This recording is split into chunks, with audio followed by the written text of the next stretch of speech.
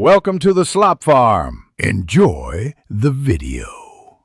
You start by verifying the exact names you reference. Python is case-sensitive, so my var differs from my var. Once done, scan imports and confirm the module provides the attribute you call. Make sure the import runs before any usage. Move import statements to top if needed. Also run the script in a new virtualenv or clear REPL state to avoid previous definitions shadowing current code, because stale names often masquerade as new bugs. You now trace where the name should be created by adding targeted prints or logging just before the error. That reveals whether the symbol exists at runtime. Then inspect scope. Inside a function, assign to global only when intended or return values instead. Once you see the name in dir or globals, follow the control flow.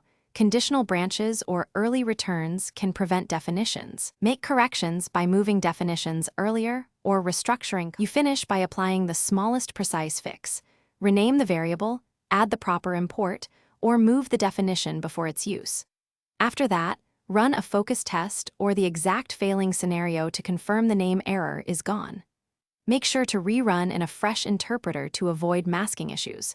If problems persist, isolate a minimal reproducible example and run it interactively. That step often exposes overlooked scope or import order problems, and it's your key troubleshooting tip.